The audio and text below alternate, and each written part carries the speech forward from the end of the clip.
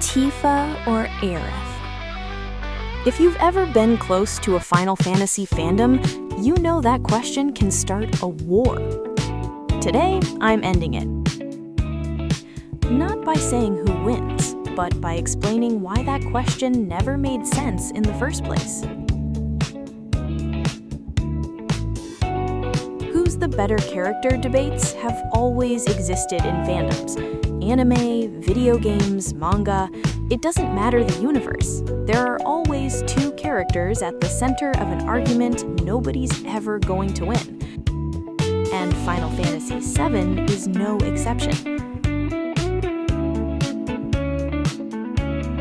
Tifa Lockhart and Aerith Gainsborough have been pitted against each other for decades, over Cloud's love, over leadership, over who's the fan favorite.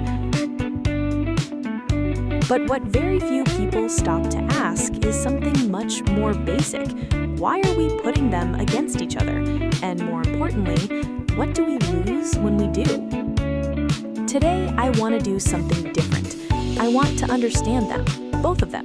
No rankings, no favorites. Because when you actually do that, the rivalry disappears on its own, and something far more interesting takes its place. Let's break it down. Tifa. Tifa Lockhart was born in Nibelheim, a small town at the foot of Mount Nibel. She didn't have an easy childhood. She lost her mother when she was young, and later, still a teenager, she watched Sephiroth burn her entire town to the ground. Not just her house, the whole town. Every person she ever knew, every place that shaped who she was, gone. That kind of trauma doesn't disappear, it transforms.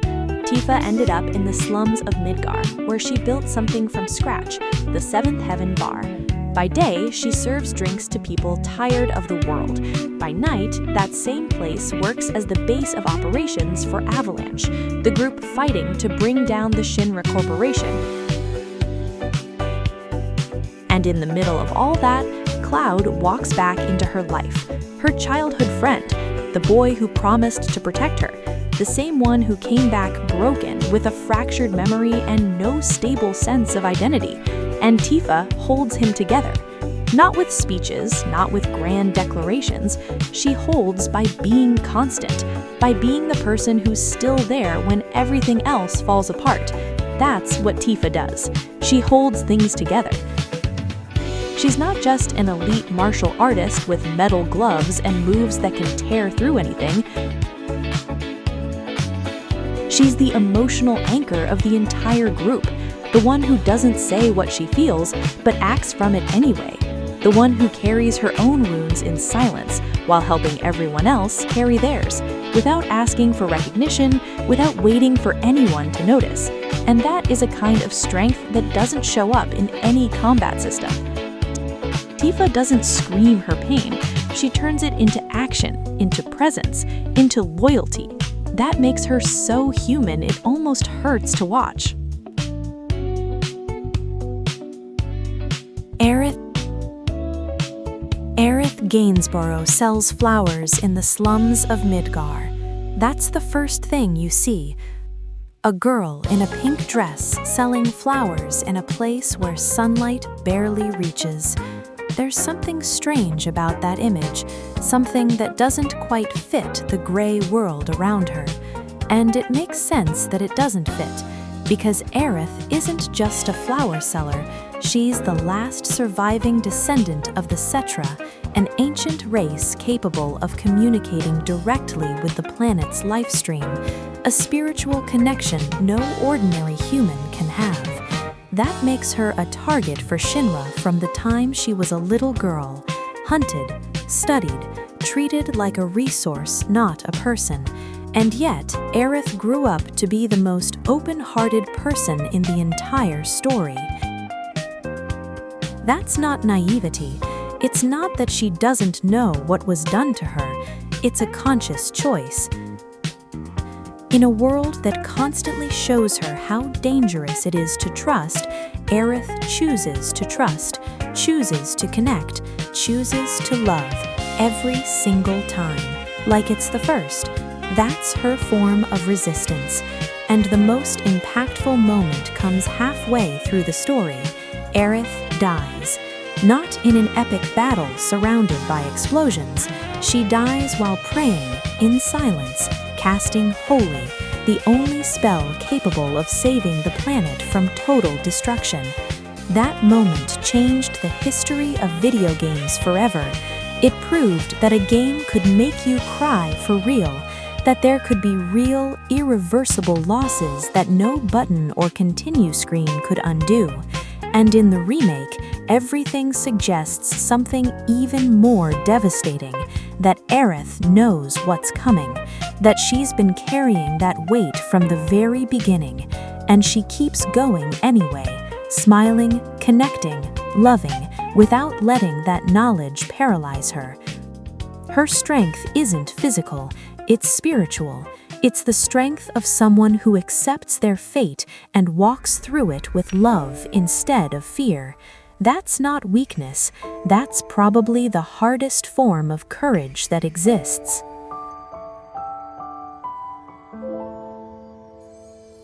Before we continue, I want to take a second to thank the people who make this kind of content possible. On Patreon, I'm uploading material 3 times a week, color illustrations, comic pages, and alternate versions of the artwork you see in these videos, including, of course, a much more intimate version of today's illustration. That one lives over there, not here. If you want to support these videos and keep them coming, the link is in the description.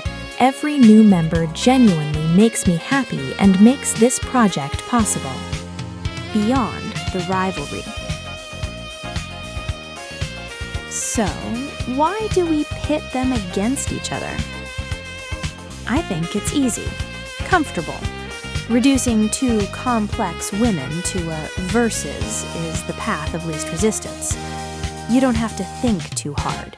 You don't have to understand anything deeply. You just pick a side and call it a day.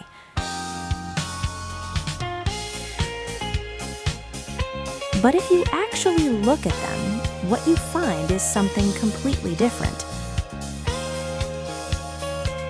Both lost their families. Both grew up in a world that tried to break them. Both chose, in radically different ways, not to let it. Tifa through strength, through active, physical, quiet, constant protection. Aerith through empathy, through connection, spirituality, and acceptance of what can't be changed. They don't cancel each other out. They complete each other. They're 2 different answers to the same question. How do you stay yourself when the world does everything it can to make sure you don't? And if you pay attention to how they interact with each other, there's something more there.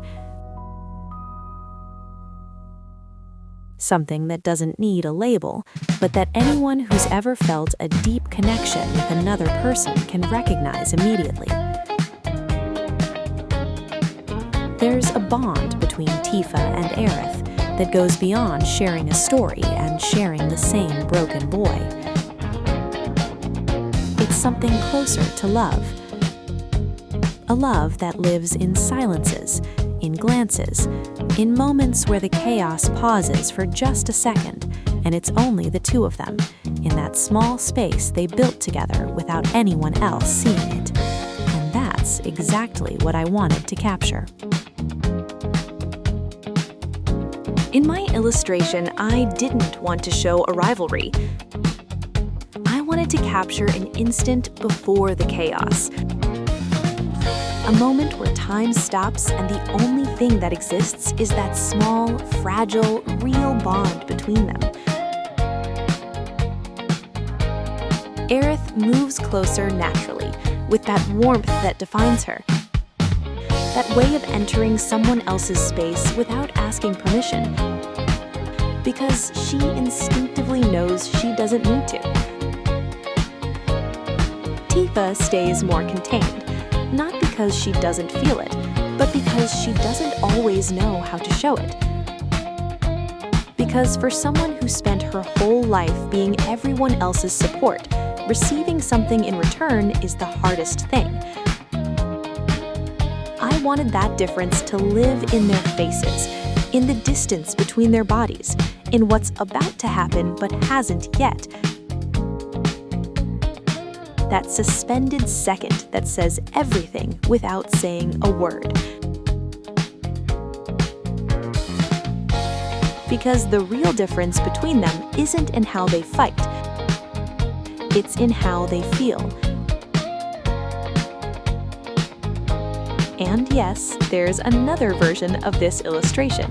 A more intimate one, more vulnerable, where that suspended moment becomes something more. But that's another story. And that story lives on Patreon. Tifa fights with her strength and with her heart. Aerith changes the world with her empathy. And together they prove something worth remembering. Real strength isn't always violence.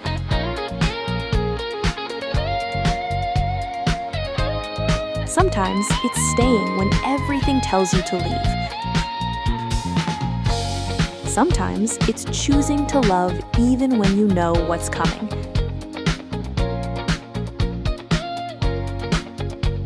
Thank you for watching.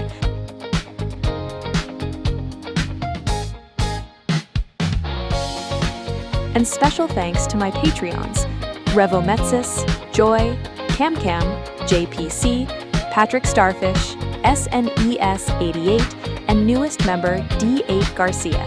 Your support makes this possible, and you have no idea how happy every new member makes me.